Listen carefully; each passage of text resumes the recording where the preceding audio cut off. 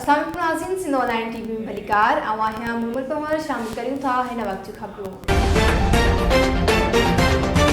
नाज़रीन, मकई से 2010 जे बोर्ड मुतासिरनि जे लाइ तामीर करायल तरकश कॉलोनी में ठट्टो पुलिस पारां ॾोहारे जी मौजूदगी वारे इतला ते एसएसपी ठट्टो डॉक्टर इमरान खान जी सरबराही में मुख़्तलिफ़ थाणनि जी पुलिस जे वॾनि अटारनि सां चढ़ाई करे कॉलोनी खे कड़ो चाढ़े छॾियो। सिंध ऑनलाइन टीवी ख़ते जी बेरोची दरिया खान खुश मौजू पुलिस शक जी बुनियाद ते 10 खां वधीक माण्हुनि खे सोभो करे वरितो आहे। होॾां पुलिस जी अहिड़ी कार्रवाई ते कॉलोनी में रहंदड़ मुक़ामी रहवासियुनि में सख़्त ख़ौफ़ ऐं हिरास पखिड़िजी वियो आहे। ॿिए तरफ़ राब्तो करण ते एसएसपी ठट्टो डॉक्टर इमरान खान ॿुधायो त असांखे इतला मिलियो हो त तरकश कॉलोनीअ में वॾे अरसे खां चोरी फुरन ऐं ॿियनि ॾोही वारदातुनि में मुलवस ॾोहारी रहनि पिया, जंहिं ते कार्रवाई करे 10 खां वधीक शकी माण्हुनि खे सोभो कयो वियो आहे। हुन चयो त उन्हनि खां जांच शुरू कई वई आहे। जेके ॾोहारी न हूंदा उन्हनि खे छॾियो वेंदो।